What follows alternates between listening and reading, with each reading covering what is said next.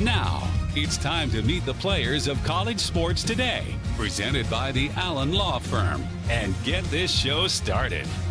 He's a Heisman Trophy winning quarterback, a first-round NFL draft choice, and a member of the College Football Hall of Fame as both a player and coach. He is the head ball coach, Steve Spurrier. He's a rare two-time SEC Player of the Year and spent over a decade in the NFL. Ladies and gentlemen, Shane Matthews. And presenting the host of the show, with over 25 years of sports broadcasting experience, Terry Norvell. Coming to you from the Future Home Loan Studio inside Spurrier's Gridiron Grill, it's time for College Sports Today with Spurrier, Matthews, and Norvell. Presented by the Allen Law Firm.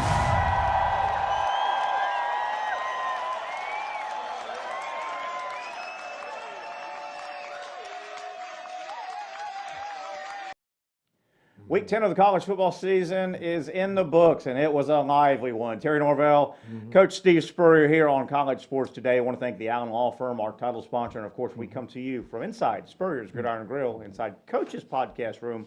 We call it the Future Home Loans Studio. Coach, a lot to get to. A pretty eventful Saturday in college football. You were up in Columbia at the Florida-South Carolina game. Your thoughts? Obviously, an ugly performance by Florida that has led to some coaching movement on the staff. Talk about it. Yeah, it was a game that I don't know how many people expected it to go the way it did, but if you sat there and watched the game, you'd say, man, this South Carolina team is way better than our team. The first half, we could not force a punt. Yeah. They never punted. Went up and down the field. We did force some field goals, but they got a defensive score, and they had 30 points at halftime. And we could not run the ball against them. We used to be a pretty good running team around here, but they sort of smashed our O-line a bit, and our D-line got smashed a bit. They ran for, 250, 60 yards, something like that. So we thoroughly got beat, and Coach Mullen, I'm sure, has already made some changes, let a couple coaches go, and try something different. Yeah. We must try something different to see if we can get our players up for the game and really play with all-out effort. So hopefully that'll happen. If you have not heard, it kind of came out yesterday, late afternoon, I guess, but Dan Mullen has relieved two coaches. Todd Grantham, defensive coordinator, has been relieved of his duties, and John Hevesy, offensive line coach, has also been relieved of his duties, effective immediately. And Florida sent out a release not long ago. Christian Robinson, the linebackers coach, will assume defensive coordinator responsibilities and make the defensive calls.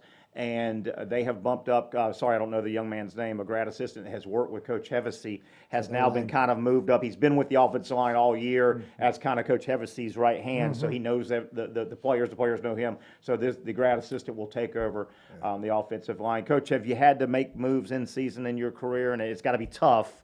Your staff become your friends. It's got to be tough to do something like that. Yeah, usually you try to wait till after the season, but it is difficult, and you just have to tell the assistant coach, hey, what we're doing is not working. Yeah. And as the head coach, you got to try something different. Simple as that. Coach Grantham and Hevesy have had much success in years past. Where they've been, they're proven coaches. I feel confident they'll get another job somewhere, but it wasn't working here, and head coach has got to make changes where he sees fit. Only time will tell. Will it be a good move? Is it, lipstick on a pig, or are you just kind of covering up something? And, time will tell. No question. The overall effort of our team wasn't there. It wasn't good, as we all know. One of the broadcasters at South Carolina, Todd Ellis, who's done their games for over 30 years. He and Tommy Suggs do it. But anyway, I think late in the game he said something, I've never seen a Florida team play like this. So obviously we got some issues we need to correct. Yeah, it was a tough night from the Gators' perspective, and obviously something was going on. We're losing the lights here. Here we are. We're on. I think we're just losing some lights. Some light work going on here in the beautiful restaurant. Tough night for Florida. Real tough night for the Gators in Columbia. 3 games left, and all of a sudden, the Samford should be a win Saturday in Gainesville. high noon kickoff at Missouri. I mean, that is now that game's on the board now. I mean, it'll be a road game. Could be one of those early road games. And then Florida State. I know the Noles lost Saturday. They had 25 guys miss for the flu, including the starting quarterback. They played pretty well. They lost 28-14 with a depleted team. FSU's playing good ball. I know we got a couple weeks to talk, but FSU has rebounded well. So a decent little stretch of 3 games coming up for the Florida Gators, starting with Samford here on the weekend. Evan, let's take our first break here. We'll come back. We'll look around college football. Some things really taking shape here as we've wrapped up Week 10. Coach Spurrier will stick around one more segment. We'll come back and look around what happened and what is going to happen the rest of the way in college football. You are watching College Sports Today. Lawyers nowadays try to attract new clients by putting big numbers in front of them. I can do that too, but the only number that really matters to me is the one I get for you. I can't guarantee you any particular result because all cases are different. However, I can absolutely guarantee you that if I take your case, I will work personally with you to seek the best possible result because that's what really matters to you. At Allen Law Firm, clients and results are what we're all about. Call me anytime.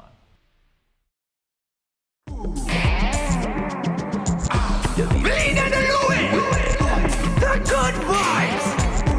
What? All the good vibes we've had, we'll have again. All the good vibes we've had, we'll have again. All the good vibes we've had, we'll have again. All the good vibes we've had, we'll have again. Taste the islands and every drop of Vida de Luis tequila. 100% blue agave from Tequila, Mexico. Good vibes. All the good vibes we've had, we'll have again. All the good vibes we've had, we'll have again.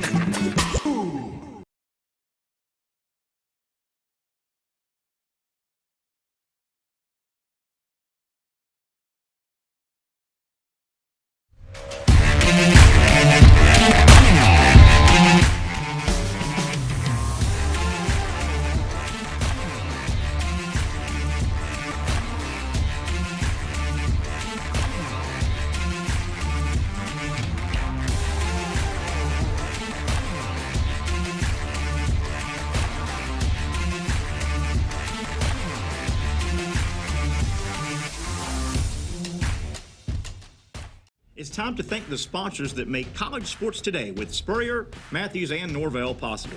Vida de Luis Tequila, the official tequila of College Sports Today. Make sure you ask for Vida de Luis Tequila by name in your favorite bars and restaurants throughout the state of Florida. And of course, with your next margarita inside Spurrier's Gridiron Grill. Safe Harbor Seafood Mayport, Safe Harbor Seafood Crescent Beach, and Sliders Oyster Bar Neptune Beach. The official seafood restaurants of College Sports Today with Spurrier, Matthews, and Norvell can be found up and down the Northeast Florida coast. Safe Harbor Seafood Mayport, Safe Harbor Seafood Crescent Beach, and Sliders Oyster Bar Neptune Beach. The proud seafood sponsors of College Sports Today with Spurrier, Matthews, and Norvell. J.B. Coxwell Contracting, established in 1983 and offering complete site development. Go with the company generally considered the most well-respected heavy civil construction firm in Northeast Florida. Go with J.B. Coxwell Construction. For advertising information to get your business on College Sports Today with Spurrier, Matthews, and Norvell, simply shoot me an email, tnsportsjacks@yahoo.com. Again, shoot me, Terry Norvell, an email, and I'll get back with you. That email address again, tnsportsjacks@yahoo.com. Back here on College Sports Today with the head ball coach, Steve Spurrier, Terry Norvell here. Monday edition College Sports Today presented by our title sponsor, the Allen Law Firm. And, of course, we are in the Future Home Loans studios. Appreciate all of our sponsors. You just saw that rundown a moment ago. They all make the show happen. Certainly Florida, South Carolina, we've discussed in the opening segment. The Florida coaching moves we've discussed. We'll keep some Florida talk going on. But, Coach, big winners, big losers over the weekend. A lot of college football. Some winners from the weekend, and throw some in as you like or comment. Oklahoma did not play. They were idle. I thought they were a winner. 2 undefeated teams in the top 10. Wake Forest lost. Michigan State lost. So Oklahoma just idle. Nice week for them. Michigan, solid win with Michigan State losing. It was a good win. How about Texas A&M? The big win over Auburn, Coach. Obviously, the CBS game. A&M's position nice. They were big winners. South Carolina, that was a nice win. We talk about the Florida perspective. It was a nice win for Shane Beamer. It was a nice win. Tennessee continues to play good ball. And Miami, some of the big winners. Did you follow the Tennessee-Kentucky game, Coach? Did you follow that? Yeah, I watched the end of it. One of the That great was stats interesting. I've never seen. Maybe you have. Tennessee wins the game, 45-42, high-scoring game. The time of possession in that football game, Tennessee won the game. They had 14 minutes of possession. Kentucky had the football 46 minutes. I knew they had like 99 or 100 plays. Right at 100 plays. Right at 100 plays. They kept talking about that. And, yeah, Kentucky had their chances, but couldn't quite do it. 46 minutes to 14, and the 14 won the game. First play of the game was like a 75-yard touchdown pass for Tennessee. They had a couple of those. They had a pick six. They scored every time they touched the ball like that. I've never seen that. Tennessee's playing good football. Pretty good. They are playing good football. I've got Texas A&M, Coach, as a weekend winner because they won a nice game at home over Auburn. I've also got Texas A&M as a weekend loser. I could not imagine being a Texas A&M fan. You get a great win over Auburn early in the day, and Coach, LSU had the football in Alabama territory basically the entire fourth quarter, down 6. If you're an A&M fan, you were begging LSU to finish that game off. Tough way to lose for LSU, and Alabama hung on. They did hang on, and LSU had their chances, but didn't quite get it done. And you know, everybody in the country thought Alabama was going to clobber them because of 2 years ago they came in and beat Bama, Joe Burrow and his guys, and they sort of rubbed it in the locker room, smoking cigars and the speech. talking about kicking Alabama's tail and all that. Yeah. But when the ball game starts, you don't know what's going to happen. But LSU came to play. They really did, and they had a chance for a huge upset. But Alabama somehow held on. Yeah, so if you're a Texas A&M fan, you watched your team win another big game in the West earlier Saturday over Auburn, and if A&M wins out, they need Alabama to lose one conference game, and they will win the tiebreaker. So, the heartbreak the A&M fans must have. Alabama-Auburn game is going to be a big one. It is going to be good. It's going to be a big game for Texas A&M. It is going to be big, and you know, Auburn fought hard, but A&M is a little bit better. So yeah, I've got A&M as a winner and a loser from the weekend. Obviously, your weekend losers, Florida. We got into that a moment ago. Gators just a terrible performance from an effort standpoint. Cincinnati won a game Saturday, Coach, but I think they were a loser. They have to hold off Tulsa at the 1 yard line, and Tulsa would have gone for 2. They beat Tulsa by 8. Cincinnati needs big wins, though, don't they? Pretty wins. Now, was that the game where no, that was Air Force and Army. I That think was a great game. where the quarterback Fumble. was going in the end zone, Fumble. decided to Yeah. slide Yeah. in his knee and hit before But the he passed Cincinnati goal line. game was kind of like that. Tulsa's on the 1 yard line going in, and they would have gone for 2. They fumble score. on 4th down, and Cincinnati held on a couple times. Yeah. But they need big wins, don't they? Yeah, I tell you, it still just amazes me that some teams will not put the quarterback under center. Yeah. They get in the shotgun on the half-yard line. Yeah. So when the ball snapped back there, everybody's rushing. Yeah, you don't have a run play hardly from there in the shotgun.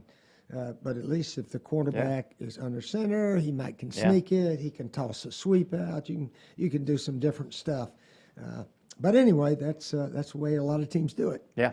Tough the way it ended for Cincinnati. They got the win, but they need style points. They just don't have a resume builder anymore. They need style points, and they've had 2 or 3 close games the last few weeks. Yeah, when you beat bad teams by 1 score, which they've done 2 weeks in a row now, Navy and Tulsa, was it? Yeah, their votes are going to shrink even more than last week, I'm afraid. Felt bad for FSU. I thought FSU was going to beat North Carolina State straight up. They lose 28-14. I don't think anybody knew that FSU's starting quarterback wasn't going to play because of the flu and about 25 players. FSU hung in there pretty good with a bunch of guys out, but they did lose the game. Wake Forest, their undefeated season has come to an end. They got in a shootout with North Carolina, but Wake really has to really feel bad about their performance because second half, Wake Forest was up by 18. And here comes North Carolina, Late turnover killed the Demon Deacons. Yeah, it's a shame that Wake couldn't hold that lead because Yeah. they had a big lead, and then their offense went bad the fourth quarter. Yes, it did. They quit scoring. They did. And then, of course, their defense has never been very good, but it gave up a lot of runs to North Carolina also. Tough for Wake, sitting number 9 in the college football poll that came out last week. They were number 9, undefeated, and they were on the road with an 18-point second-half lead. Ooh, But that's here's tough. what's good for Wake Forest. That game did not count in the the conference. ACC standings. So they can still win their division and possibly play for the ACC championship. Yeah. And you know what? Wake Forest has won one in the last about 40 years because I know Duke's won one in the last 40 or so. And to win an ACC championship at Wake Forest would be huge for those guys. I heard So they got plenty absolutely. to play for. I heard on or read on social media a lot over the weekend. Many people didn't understand why Wake Forest, North Carolina, ACC, that was not a conference game. And a lot of people didn't understand why. Well, let me give you a quick, you know why, but I know why. The ACC, you don't play everybody. You don't play everybody, so some years you're not scheduled. They were not scheduled to play, but they said, hey, let's just make it a non-conference game. They just Exactly. scheduled, because we've played a bunch historically. Heck yeah. Yeah, so they just scheduled a non-conference game because they weren't scheduled to play in the ACC this year. People were going crazy. They're in different divisions. Yeah. So They don't play every year. So I said, why don't we play anyway? That'd be, you have 8 conference games, and then you have 4 choice games. So you'll be one of our choice games. Let's play each Yeah, other. somebody called up and said, hey, let's just schedule non-conference. But, boy, that threw a lot of people for a loop. I heard a lot of people going, Wake and North Carolina, but it's not a conference game for some reason. They couldn't figure it out. They just decided to schedule each other because they weren't scheduled in conference that particular year. Michigan State, Purdue has now recorded 2 really big upsets. They've knocked off highly ranked Iowa. They knocked off previously undefeated Michigan State. Shane Matthews loves the offense Jeff Brom runs up there. I really watched that game. They do. Purdue has a fun offense. They've got a good Well, why scheme. don't they use it all year? I don't know. They break it out against the big boys, don't they? Coach, they break it out against, right, but that's a fun scheme he Have they runs. got 4 or 5 losses? What do They've they got 3 or 4, yeah. I think they got yeah. at least 4. 4 or 5, maybe, yeah. But they have beat Iowa, and then, of course, this week they Hell, that- knocked off Michigan State. Well, They're capable. A couple of Yeah. years ago, they undressed a really good Ohio State Urban Meyer team with that fun offense. But you're right; it's like they bring it out in the underdog role. They ran a play. It was beautiful. I'm going to give you a little trivia here. The first play I ever ran as a college coach was at Duke, 1987. And I told the fans, I said, you're going to like the first play we run. That's all I'm going to say. But now we're playing Colgate. Colgate's in Okay, all there, right, so, okay. and Purdue ran it in this game. So what it is, it's a sweep to one side with the tailback. He flips it to the guy coming around on the reverse. It was a beautiful And the play. guy on reverse, he runs around a bit and then flips it to the quarterback, who throws it back to the running back, and all the linemen are down there. So it's a halfback or tailback screen with a fake reverse pitch to the quarterback back to the halfback. That was the first play we ran at Duke in '87. I think we made about 10, 12 yards. It wasn't. It didn't Purdue go- scored on it. Yeah. Yeah, the kid reverse Field. Coach, that ran was. through about 20 people, it seemed like. I hope you folks saw this play that Purdue ran. That was the best play of the weekend. That was. Well, his run made It the was, whole yeah. thing. And then, Coach, all those linemen got over there. They set up Yeah. a wall over there to the sideline. Yeah, the sweep took them over there, and then the reverse, and usually the defense follows the ball. And Absolutely. they just stayed there. It was Yeah. a double reverse kind of, wasn't it? It was this way and then it came back this way. Pitch. What'd you call that? Did you have a special name for that play, or that was just our opening play special? We called it a 28 sweep, Z reverse, pitch back to the quarterback, screen back to the halfback, to the right. That's what we called it. And That's a heck of a what we- name for it. And you got how many yards? You practice it all How many week, yards and you then, get? no. Big I think game? we only got about 8 or 10. But the reason theirs went so far, the guy reverse field, ran Yeah. through about 6 or 7 guys, and made an individual great run on it. But the concept, I love it, that they run those kind of plays. Boy, Jeff Brom though, he's got a fun scheme. He runs a fun, wide open offense. If he'd use it every week, we'd be talking about them instead of Michigan Yeah. State, Michigan, and all them teams. And one more team, coach, that made the and I hate to even say weekend losers. Gosh, Mississippi State, they got locked up in That a was really heartbreaking. competitive game with Arkansas at Arkansas, and 2 teams having pretty good seasons. Mississippi State probably should have won that game though. Talk about that. A bunch of missed field goals, but boy, that quarterback for State is really, he knows that offense now, doesn't he?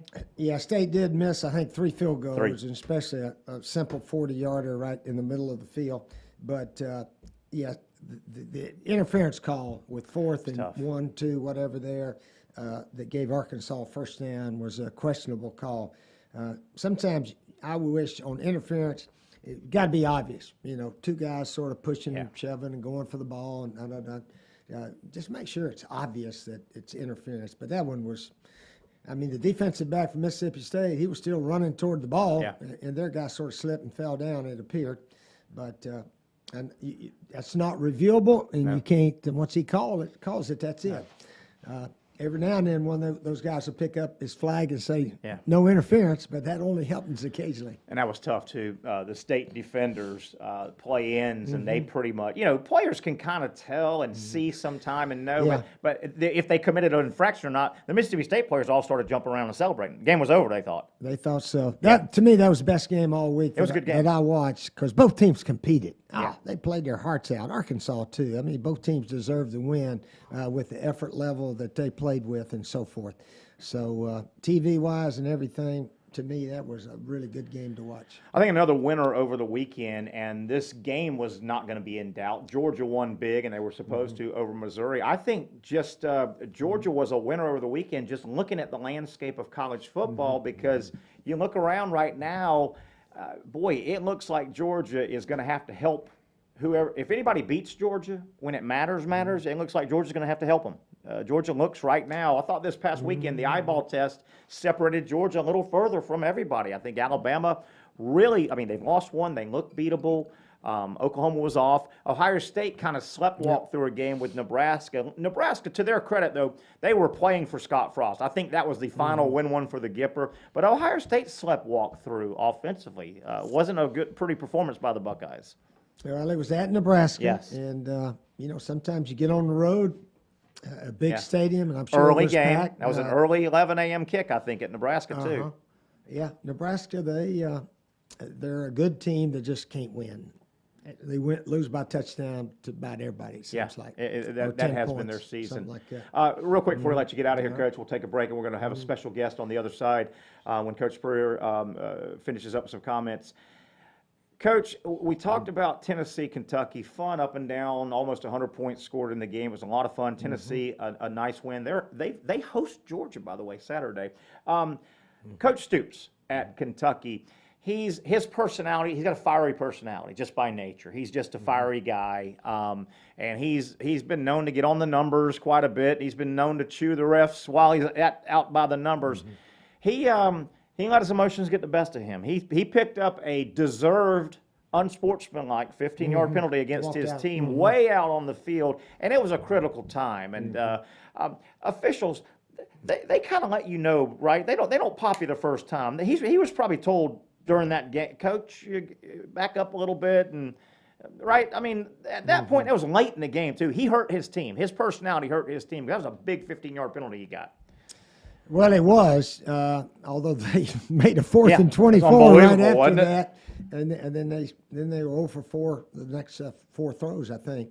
But you can't walk all the way past the hash line in the middle of the field. He was standing near the hash mark. He was literally the camera had he was standing near the hash marks, and barking loud. So. But I don't think those refs want to throw that flag. But he pushed the bounds too far.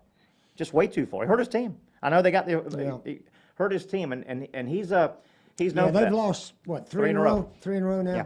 Well, I tell you what, when you barely beat Chattanooga and barely beat South Carolina, South Carolina could have beat them. It was a 16-10 game. Yeah. Don't think all of a sudden you're one of the big dogs.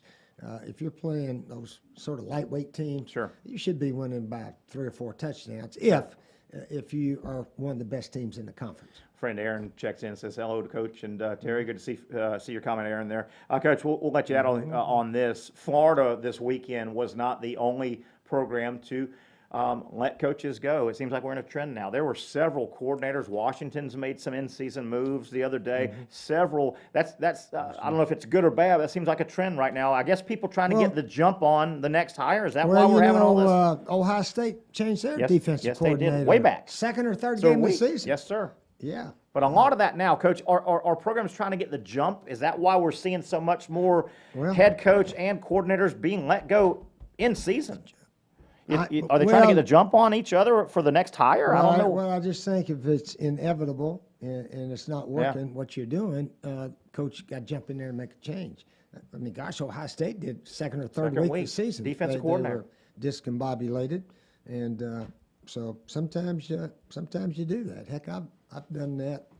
Well, I didn't fire the guy. I probably should have, but I shifted him to another position, and I said, "You're the coordinator from now on, and you just coach that position." And really, the guy was okay. Yeah. And then he left when the season was over. But yeah, if one guy you think can call the defense is better than the other guy, heck, give him a chance. Did you get pressure to do that, or was that No. your volition? Yeah. So some of these guys are getting pressure, probably. You think some of these head coaches might be getting pressure from their eight if the season's really gotten Mm-hmm. loose? Hey, do something. We need to do something. to shake it up. I was wondering. Wonder if they. Well, there's some pressure, but Yeah. obviously the head coach senses he needs to make Yeah, a change. make a change. Yeah. There you so go. It's just that's part of coaching, making changes. Yeah. Simple as that. Yeah. And if you don't, then they make change with the head coach too. We talk. We'll get. I promise, get you out of this, Coach. Okay. We talk a lot about. We always like to talk about Bubba Spurrier, one of your sons that's Steve coaching. Jr.? Yeah, Yeah, Steve Jr. That's at Mississippi State receivers coach with Mike Leach. We talk about him a lot. Obviously, as SEC school. Scott is out at Arizona, and they got a win. How about that? You talk about a celebration of a win now. I think the fans rushed the field out there in How about Tucson. that? First win in 3 years, actually. Is that They right? didn't win in 2020, and they were 0 for 8 this year, and they'd lost a couple. I think they'd lost 20 in a row. There's the longest losing record in Pac-12 history.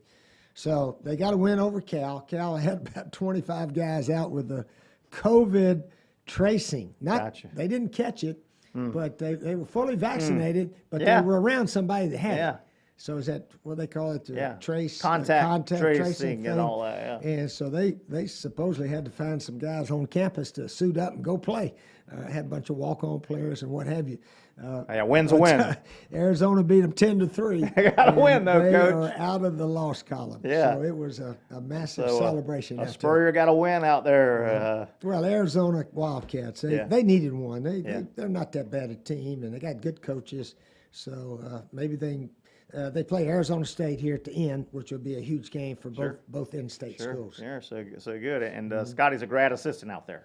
right now. He's one of those analysts. And they call analysts it. That's what with they call it. with Jed Fish. Yeah. With Jed Fish, and it's Jed's first year. All right, Coach, we appreciate it. Week 10 in the books. We're into week 11. We'll get your picks for next Friday, and we'll go from there. That is the head ball coach, Steve Spurrier. Stay with us. Special guests coming up. There's a special event going on a week from today for the Florida Rising Stars Foundation. Tell you all about it. If you're in the area, it's a great, great foundation and for a great cause. With a former NFL player, I think, guys my age, you certainly remember Rocky Bleier. We'll talk about that on the other side. It is College Sports Today. As a boy growing up in Tennessee, I learned to love the outdoors, where I spent countless hours riding bikes, playing sports, and hiking in the woods. The beauty of God's creation was the foundation of my faith, which has guided my whole life since then. My love of the outdoors has been passed on to my kids and grandkids, and my greatest professional joy is helping clients move past devastating injuries to return to doing the things they love to do. If you or someone you love has been hurt and needs help, I'd be honored to stand up and fight for you. Bleed and Louis! The good vibes! What? All the good vibes we had, we'll have again. Good vibes! All the good vibes we've had, we'll have again. All the good vibes we've had, we'll have again. All the good vibes we've had, we'll have again. Taste the islands and every drop of Vida de Luis tequila. 100% blue agave from Tequila, Mexico. Good All the vibes. good vibes we've had, we'll have again. All the good vibes we've had, we'll have again.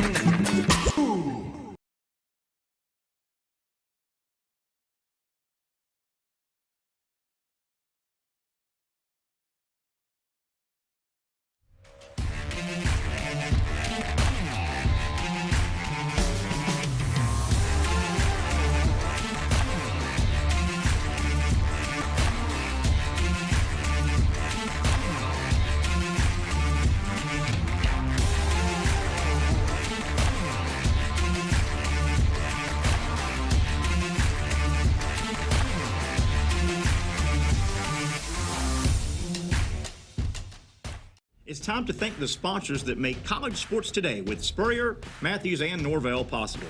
Vida de Luis Tequila, the official tequila of college sports today. Make sure you ask for Vida de Luis Tequila by name in your favorite bars and restaurants throughout the state of Florida, and of course, with your next margarita inside Spurrier's Gridiron Grill. Safe Harbor Seafood Mayport, Safe Harbor Seafood Crescent Beach, and Sliders Oyster Bar Neptune Beach. The official seafood restaurants of college sports today with Spurrier, Matthews, and Norvell can be found up and down the northeast Florida coast. Safe Harbor Seafood Mayport, Safe Harbor Seafood Crescent Beach, and Sliders Oyster Bar Neptune Beach. The proud seafood sponsors of college sports today with Spurrier, Matthews, and Norvell. J.B. Coxwell Contracting, established in 1983 and offering complete site development. Go with the company generally considered the most well-respected heavy civil construction firm in Northeast Florida. Go with J.B. Coxwell Construction. For advertising information to get your business on college sports today with Spurrier, Matthews, and Norvell, simply shoot me an email, tnsportsjacks@yahoo.com. Again, shoot me, Terry Norvell, an email, and I'll get back with you. That email address again, tnsportsjacks@yahoo.com.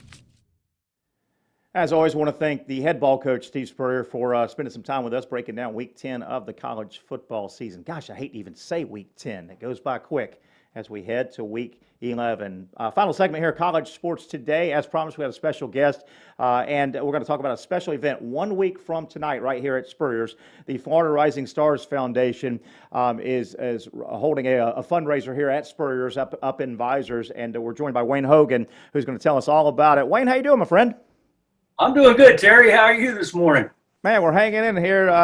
Coach Spurrier came back from Columbia, so a little dampened spirits after that performance, but hey, it's college football season. Wayne, you're involved with a wonderful foundation, the Florida Rising Stars Foundation. Tell us a little bit about what it is. Obviously, you're helping high school age kids in the area that I think want to go off and get into or learn how to get into careers in sports. Tell us about, if I've hit that kind of on a nutshell there, tell us about it, and then we'll get into what we're doing a week from tonight here at Spurrier's. Yeah, you're right on it, Terry. It's pretty exciting for me because I'm a living, walking example. I spent about 40 years in college. Absolutely. And a little bit in pro sports, but mostly college athletics. All over the country, had a really great life in sports, and I'm like every other high school kid these days. I thought I was going to play Major League Baseball when I was in high school, and that was going to be my track to greatness. And suddenly I realized that I wasn't going to be able to make a living playing baseball. So, but I was crazy about sports, like most kids are. Most kids that are participating in sports and are athletes. They don't want to just walk away from the game. They want to do something that's rewarding and it keeps them close to the action. And so nobody's teaching these kids how to go about doing that. As you well know, you yourself, I'm sure back in the day, you're trying to figure out how to get a foot in the door. Absolutely. How do I learn to be a radio broadcaster or an official or a marketing guru or all of these jobs, athletic training. There's just so many great jobs behind the scenes. And what we're trying to do is go in with a panel of experts. We've got really good people in each of these disciplines that we go into the high schools and we present in front of groups of mostly high school athletes, but not all athletes. There's other kids in the school that are interested. They may like sports. They may keep stats for the team or whatever it might be. And so we go in and we actually go through a procedure where we talk about each of these different ways you can have a great career in sports and how to get started in doing it. And I think it's going to be really rewarding. I don't know anybody else that's doing this. And so we think we've got that corner on that market. And I think it's really something that's going to be valuable down the road. Well, you hit it from my perspective. I played a little baseball over at JU and got my communications degree. And then this was a long time ago and there was nothing like this. And I got that communications degree, and this thing called Talk Ready was brand new, but gosh, I had to struggle to try and get in the industry and volunteered a little bit to start. And it was a battle. It really was. And Wayne, I also like the fact that you mentioned there are so many jobs. A lot of these young people, it doesn't have to be in front of the camera or behind the microphone. There are so many jobs in and around the world of sports. Man, if you love graphic arts, there's places for you, or audio, video, cinematography. It's not just all the next superstar in front of the camera or behind the mic. It's all the creative industries. You know, you think about high school kids. What do they like to do? They love social media, right? They're always on their phones, and they're always texting, and they're always, you know, on the various platforms of social media, Instagram and all of it. What many of them don't understand is you can actually do that for a sports organization and make a darn good living doing it, and have fun doing it, and be involved in the sports world. So, you know, that's just one example. We give an example. We have a discipline in sports officiating. Now, why in the world would a kid ever want to be an official? You know, the first thing that comes to mind is, I'm not going to get out there and get screamed at and hollered at, and on and on and on. But then you start talking to them about the financial side of that.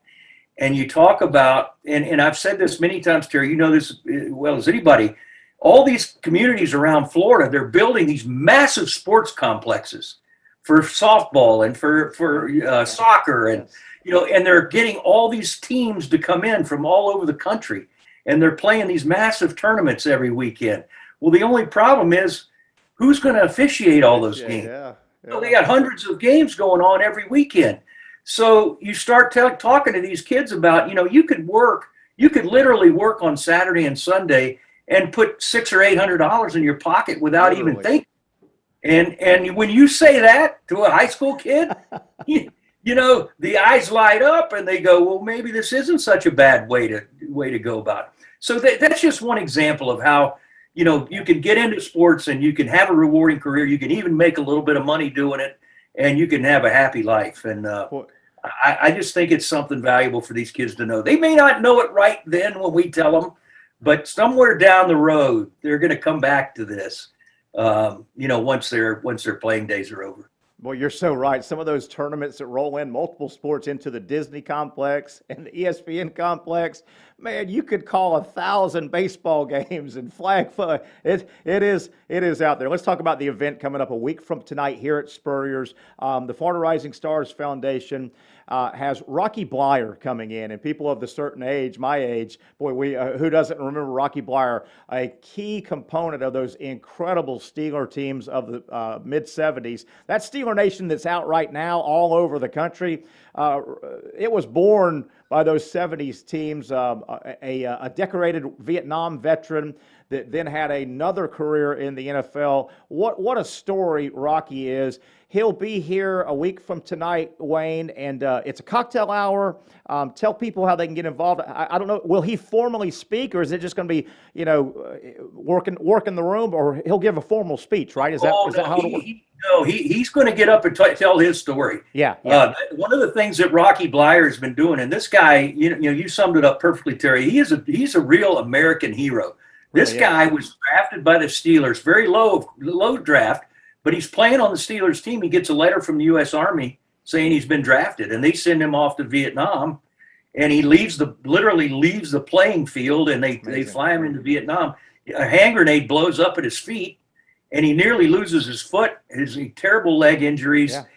They said he'd never come back, and he worked his way all the way back. The Rooneys gave him a chance to come back to the Steelers after he rehabbed for a year. 4 Super Bowls later, Rocky Bleier was doing his thing, and his story is magical. He's going to tell that story at our event. You just don't want to miss it. It's good for all ages. We've got a bunch of kids coming. We're bringing in some of our high school and middle school kids that we've been working with, and clearly adults certainly of our age will remember Rocky Bleier, and they're going to want to do the full picture autograph thing. And it's a fundraiser for our organization. We charge nothing for what we do. We don't charge the kids. We don't charge the high schools. We sustain ourselves with corporate support and donations. So Rocky has agreed to. Rocky's one of our ambassadors. The head ball coach is one of our ambassadors. We've got 65 of them, and so it's going to be a great night.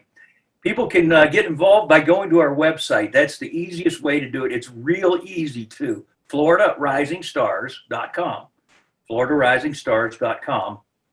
And right there, you'll see a picture of Rocky Bleier, and you can purchase tickets right there. It's capped at 100, so it's going to be a very intimate, small group of people, and it's going to be a memorable night. I can assure you that Rocky's story will leave people in awe when they leave the event. By the way, tax deductible now. You can get your admission ticket there, get you into the cocktail and hors d'oeuvre speech from Rocky, but he'll be out and about and shaking hands and talking. Yes, tax deductible. And I know, Wayne, you guys have, there's been a lot of publicity on this now, and I don't want to be just that guy that says, but 100 is going to go quick. It's capped at 100. It will go quick if it hasn't gotten close. You better get on. Well, it's getting closer by the minute, and we've gotten a lot of action. I want to thank Infotech in Gainesville. They've stepped up as our primary sponsor, our presenting sponsor. So very excited about that. And we've just got a lot of corporate businesses there that are very helpful and very interested in what we're doing. So Wayne, Coach Spurrier was on first 25 minutes or so, and as we were going to break before we brought you on, Coach, we got talking about the event and Rocky, and he said he saw the wonderful, I think it was a 60 Minutes special. He said they took Rocky Bleier back to basically the area where he had his tragedy back in Vietnam, and they were filming right from that spot. Coach Spurrier said it was fascinating.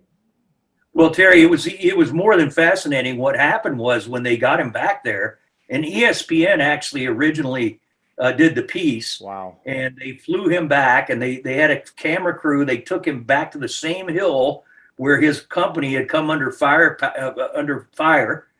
from the Viet Cong, and where all this had happened. And he saw many of his partners die on that hill.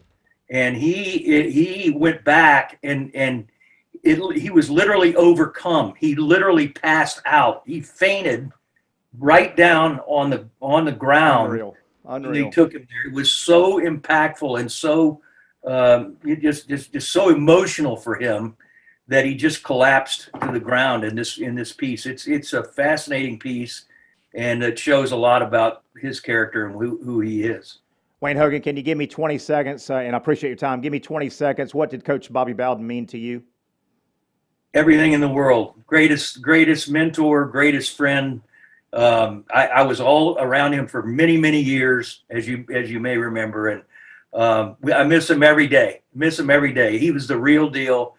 I was never sad, Terry. I was never sad about his death because I was overcome with the idea that I got a chance to work with him for all those years. How rewarding it was.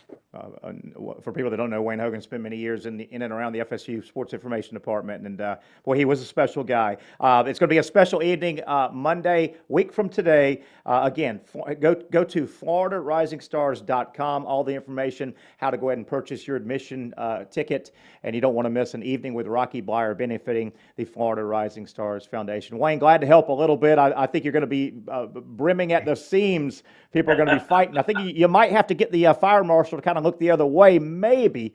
But I wish you guys good luck. You're doing a great thing. We'll get Freddie Wiebe on that project, all right? You got it. That is Wayne Hogan, a good friend. I've known Wayne a long time. He is obviously with the Florida Rising Stars Foundation. The goal, the beneficiary, are the high school students in the area that want to pursue careers in sports.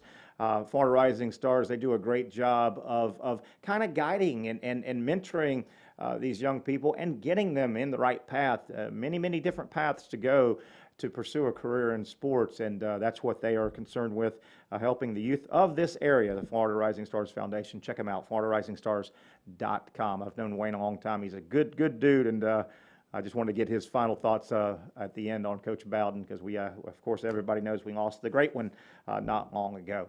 That'll wrap it up. I want to thank everybody, Wayne Hogan, for coming on for such a good cause. Of course, the head ball coach is with us every single week here, and our producer, Evan Miller. We'll get back together on Friday. Our picks, our Safe Harbor Seafood picks, will be here. We will also always want to thank our two major sponsors that make this show happen. You see them here and here. The Allen Law Firm, offices in Gainesville and Ocala.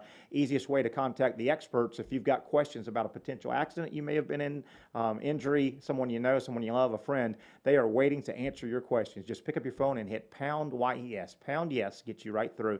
And of course, can't tell you enough about our good friends at Future Home Loans. They have a big, let me tell you this before we get out of here. I will attend a Veterans Day event. Veterans Day is this Thursday, November 11th. If you are in the area, veteran or not, but if you're a veteran in the North Florida area, come by the Lemon Bar. It's in Neptune Beach, a fun outdoor bar, restaurant right there on the ocean. Future Home Loans is sponsoring a big Veterans Day happy hour. So come by. It's going to be a lot of fun. Veterans in the area, if you know a veteran, bring them out. I guarantee you we'll talk some ball as well with Robert Lynn and the good folks at Future Home Loans. The Lemon Bar in Neptune Beach this Thursday, happy hour, supporting and honoring veterans. I will be there. I hope to see you as well. That'll wrap it up. We'll get back together on this show, College Sports Today. Friday, we'll pick them up. We'll pick all the winners who we think are going to move on in Week 11. That comes up Friday, 11 a.m. on the next edition of College Sports Today.